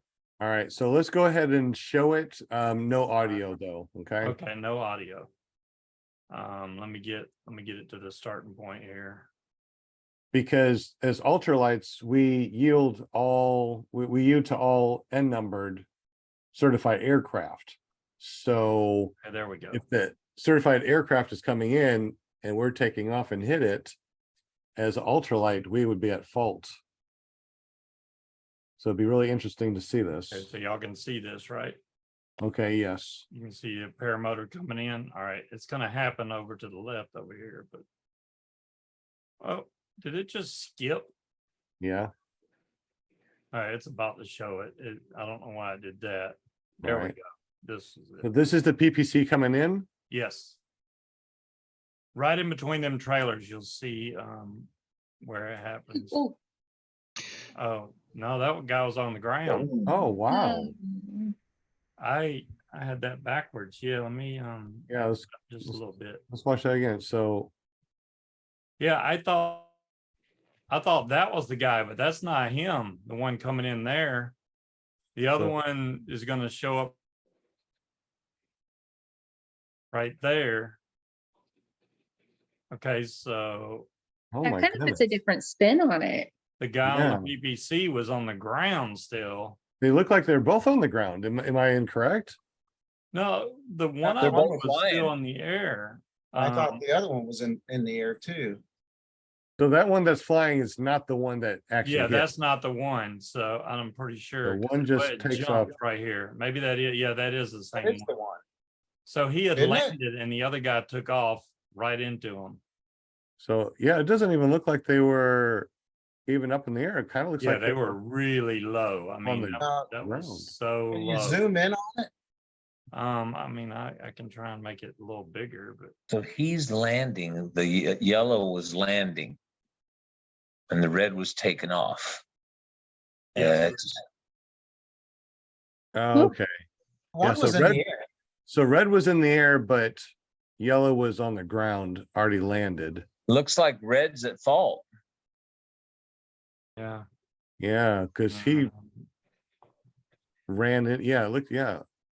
So yellow looks like he landed, and then red just came up and Boom. got Yep. oh. Okay. Well, then I take that back. But they, I guess they have to sort that out luckily between themselves, but the guy that's not numbered is now, he's illegally flying that supposedly that N numbered aircraft. He shouldn't have been there. So they both were N numbered? No, the guy that was coming in was not numbered. The guy that landed was numbered. Okay, so the guy that came in was a PPC and numbered, and the No. other one was The guy that was landing was not numbered. And then the guy that landed in the yellow wing, he was not numbered. The guy in the red wing was he was pissed off because the guy shouldn't even have been there. so yellow should not have been there. Right. He was Yeah. not numbered. So being not numbered still could mean that he's flying that ultralight, and it could be under 254 pounds, and then he's flying under FAR 103. Well, they're both PPCs. That's what I was told. You can have a PPC under 254 unnumbered and still fly it Unnumbered. unnumbered. As long as it's not certified, you can fly it Not under FAR 103. I think Well, now these- that you just added a piece to the puzzle on that one. Yeah. So I don't if it's understand the numbers when you're talking about, I'm sorry, the number. so the N number is when you have a certified aircraft. So when you have a certified aircraft, you need to have a license saying that you can fly that particular aircraft. And the N number is basically like a registration number that everybody can see. Oh, okay. Still number. paramotors, we don't have N numbers, they're not certified, and we get to fly under the ultralight under Part 103. That means that we don't need a license through the FAA. I see. Okay. So This reminds me, we may or may not be talking about this if it comes up tomorrow night at 8 on the Tuesday night on the Paramotor Hangout show. wait a minute. What? You're starting the Paramotor Hangout show again? It's just gonna be one special episode about Okay. Purds tomorrow night. Excellent. Pardons. All right. Well, I hope so, we didn't step on any toes by talking about this, but this is something that might help for future references, all of us, when coming in or landing. We need to know the etiquette on that.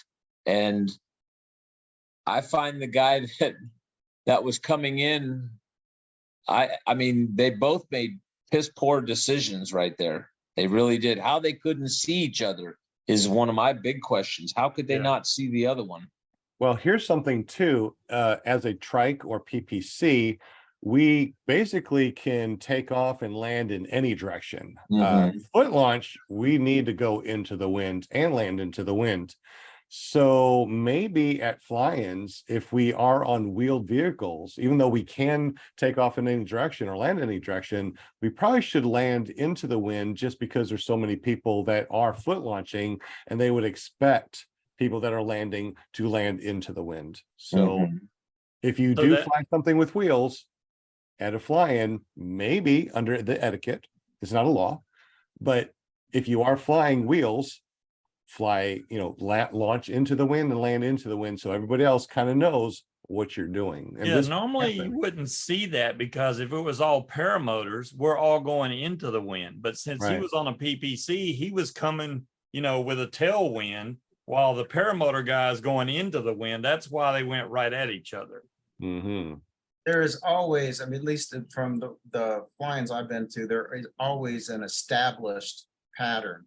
I mean, each session will have its own established pattern. You'll see the wings laid out in a certain direction, and that's the established pattern. So, but Walter, man, he kind of cracked me up. He said, what did he say? Dang it.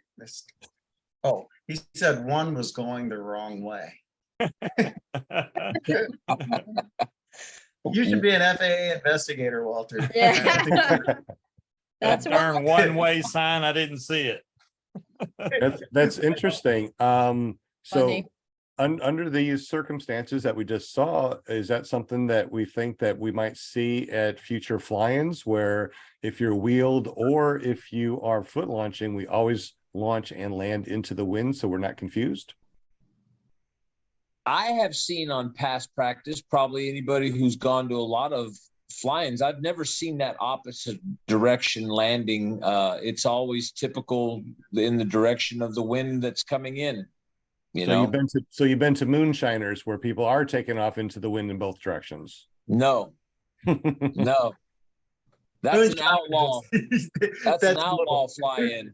That's a little unfair, though. I mean, that's an anomaly at moonshine. That is an anomaly over at moonshiners, but yeah, you can actually, one person can be over here and fly into the wind, and the other person come in the opposite direction flying into wind, because it's in a big bowl. It's the craziest thing That's true. I've ever flown in. Well, Interesting. that's good information, and I'm kind of glad to hear a lot of other people. Maybe I can incorporate that into a part of the safety of endless, and to remind the trikes, you don't own the wind. Right. That's really good too, and maybe trainers out there too that do foot launch and trike might implement something like that. And right now, that's what I'm going to do is everybody launches and lands into the wind, whether you're on foot launch or if you're on wheels or not. That'd Good deal. be safer. Yeah. So I'm glad that we have every Monday, every time that we do a podcast, I learn something new. It's like you're always learning something, and obviously if you're not learning something every day, you're not living life to the fullest, right? So learn every day. We've learned a lot today, and without the help of our amazing guest Martin Henderson, the air boss over at EFD, and of course Scuba Steve finding that. Everybody on the panel, we got our Kevin that's going to be going to EFD Paramount that works with the nonprofit and books people here. Butch Fly that is now working with the nonprofit as the director of what? Yeah, you're on mute. He's director of mute control. operations. Director of Operations. Will Fly, the treasurer of Run to the Sky, and helps us out over here. Without everyone that is working on this podcast and is out there in the community, PPG Smoke, we got a lot of amazing people out there. Air Sports, we got Sky Sports USA. I mean, we have so many amazing people out there that are really doing a lot of things for the sport. We got people that are putting on amazing fly-ins and just working their butt off to make sure that this sport stays here with us within the community. And I want to thank each and everybody out there that is doing that. Being an ambassador to the sport is really important also. If you fly paramotors, you got to be an ambassador. You just got to be a nice person. What are you doing? What are you doing, Paramount? I'm promoting JB. He's not, James not here tonight, but I want everybody to see what he does too. Brandon. He loves for me. He's going to And be at EFD, isn't he? I Grandpa? think he said he was going to EFD. He is going to be at EFD. Nice. He's going to have he's going to have some merch there too. So we'll be able to say, hey, Well, now it's not bothering me, Linda, but that picture behind you, I swear it looks like you're waving the entire cast. You're like, "Hey." like, do you have your hand up? That red hand is just like, hey, how's it going? We should close the door. Or she always has a in that question. You picture, I forgot was getting someone ready to take important. off, and Jade was standing like right in front of me, and she's like, "You ready?" And you go, "Yep." And I'm like, You forgot someone important, Sean. Shannon. Oh, and Shannon, absolutely, Shannon Martin. Yes, did I not say Shannon also? I'm so sorry. I was thinking it. I saw her. I thought I was saying, I don't know. You know me. I'm an old grandpa. Forgive me. But yeah, What were y'all talking about me? yeah, that's it, Scuba. We're talking about you. this was Yeah, really fun. This was I love learning and I love my friends. I love hanging out with you guys. Martin, is so awesome to chat with you for what, almost 2 hours today. Actually, it's been 2 hours if you counted the 3 hours if you counted us talking on the phone earlier too. Like, good. I Absolutely. enjoyed meeting you guys and look forward to meeting you guys as well. We'd love to see you come out to Endless Foot Drag. And if you have a chance, swing by and say hello. We'd love to meet you. Absolutely. Well, thank you guys so much. I love learning more and more about paramotors. I don't think that you can learn enough. Right. Absolutely. Yes, So once thank again, guys, Martin Henderson, Martin. Air Boss over at EFD. If you go there, make sure you say hi to Martin. Oh, there you go. go. Right. Yeah, And, guys to the heart. And I assume Shannon's going to be there too. We'll say hi to Shannon. And Yep. Kramer's going to be there. First time ever been to there to a fly-in. Butch, Kevin, first time that they've ever gone, if they're going to make it to EFD also. So hopefully we'll see everybody there. We'll high five, sing Kumbaya, do some marshmallows. And what is that marshmallow chocolate? S'mores. S'mores. Do some s'mores. Oh my Oh my God. God, really? What is Yeah. the marshmallow chocolatey? Hey, there's that peanut butter and chocolate thing too. Hey, I'm a grandpa. Come on, man. Give this brain a little break. Like All to right, give a good little- night. Good night, everybody. Have a great evening. Thank you so much, everybody on the panel. Hold tight. We're gonna do a short after show just to talk about a little something that's private. So, Martin, thanks again, buddy. We appreciate you. Sure. See Shannon, y'all thank later. you so much. Have a good one, guys. Wait, Bye. Sean, Wales trying to say Yeah, I was trying to get your attention. What's that? Well, I wanted to give a shout out to Southeast Paramotor Group, and then I also wanted to remind them how to get in touch with the show tomorrow night. Oh, absolutely. Yeah, we're just saying goodbye to Martin and Shannon. We're still here for a little bit, so definitely let's do some shout outs. All right. Well, so if you live in the Southeast and you like or have anything to do with paramotors, check out Southeast Paramotor Group on Facebook. It's the place for you. And then tomorrow night, 8 p.m. is Paramotor Hangout. It's a special episode about Purdon's Flying, the best one yet. So 8 p.m. tomorrow night. Be there, be square. How do we get there, Will? I'm glad you asked. You would go to ppgshane.com. Pick it right there. Whoop, whoop. Excellent. Thank you so much for that. Also, too, on Wednesdays, we have Paramotor Girl, Flying Flamingo J, Just doing wanna fly. flying. And Yep. so you can go over there by going to paramotorgirl.com. And That's if you right. haven't subscribed already, make sure you subscribe, hit that bell notifications. Thursday, I think there's a very important son of a very important woman that's on this panel here. Yeah, Tell us all about that, Thursday Miss Linda. nights are rocking anymore. I tell you what, the guests he gets on there, you just never know who's going to show up. That's what's so fun. Yeah, it's paraglidingtalk.com with your host Robert Michaels. And every Thursday night, come hang with us, jump in the chat. We always have a really good time. That dude, I thought I was popular, okay, but Robert, I think he beat me by popularity. You know what I'm saying? No, I love him. His show is always so fun. You never know who's going to come on there and stuff. So make sure y'all hang out on Thursday. I'm sure he's got a show this Thursday and all that good stuff. So I know. I actually had time to watch Thursday's show last week and they canceled. Well, we appreciate you. I appreciate all the chatters in there. We always have a good time. So that's it. That's it. Absolutely. Well, thank you, Miss Linda. We appreciate you for sure. So fun. It is super fun. Yep. I always do the hearts for everybody. Thank you, chatters. If you're all Kevin's like, up there real "How do quick. you do that?" I love my chatters. Thank you so much for hanging with us tonight. We so Absolutely. appreciate you joining us every Monday.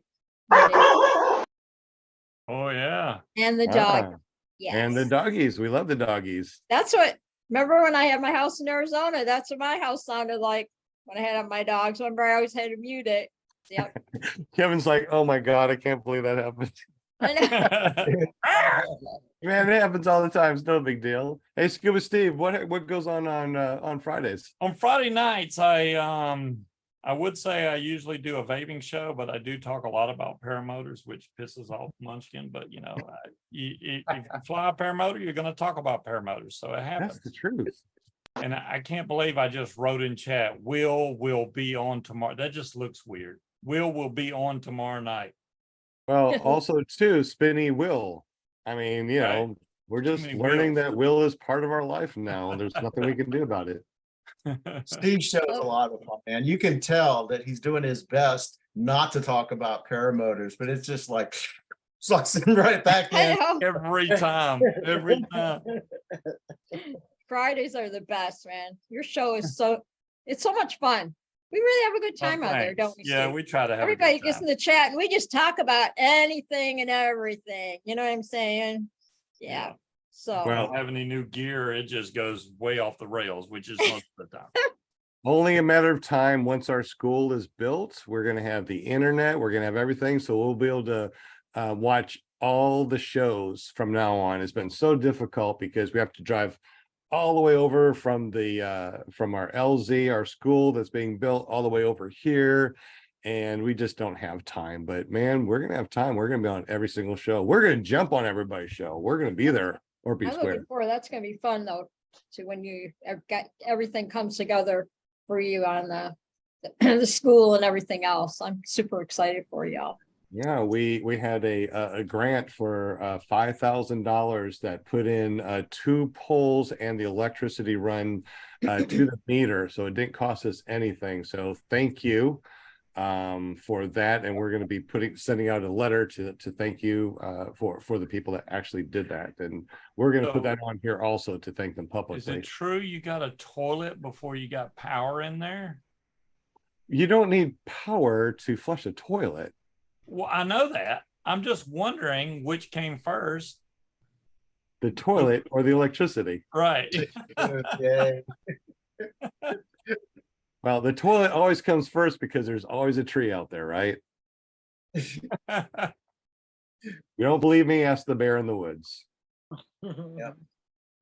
But yeah, that's gonna be really nice too. It's so tall that we can put in lofts It's a huge building, and I really can't wait. This is going to be so amazing. It's so close. We're right there on the cusp of everything, just making it. Everything's going to work. Michael joined the room. Welcome, Michael. Glad that you made it here on our audio podcast, live streaming over at Podbean. So thank you very much for joining us, Michael. Right as we're ready to leave. And that happens all the time, right? Very Hey, cool. how many people gave us thumbs up? What kind of thumbs up did we get today? 19 is what I'm showing. That's how many is watching right now. Which Excellent. when everybody's about to leave because they're like, we know we're getting off, so that they're starting to drop off now. All right. Well, definitely thank you, everybody. We're going to head on out. Once again, thank you, Kevin, for joining us. And you'll be going to EFD, crossing our fingers, and you'll be going to your very first flying, and EFD is awesome. Butch is also crossing his fingers too that we're going to make it there. Will Fly is going to make it to EFD next year. Thank you for everything you do, Will Fly, for everything you do behind the scenes, everything from being the treasurer for the Run to the Sky, doing the spinny wheel, which I think that you made that yours. So that's pretty awesome. The spinny wheel of winning things over here and doing all the stuff that you do behind the scenes. You guys are just amazing. I can't even thank you guys enough. Scuba Steve taking questions so we can have it over here locally on our Zoom. Paramom working tirelessly, endlessly, finding people to come on our show and helping us also not only as the PR girl here, but also at the Run to the Sky. So pretty awesome. Apostle. Sean, you're the man. Got to do what Linda's doing. You're the man. Scuba's got his hand up. It looks like Linda's holding her hand up there. I know. It's like, all right, I swear to tell the truth, the whole truth, and nothing but the truth. So help me, Paramount. We should do the whole show like this.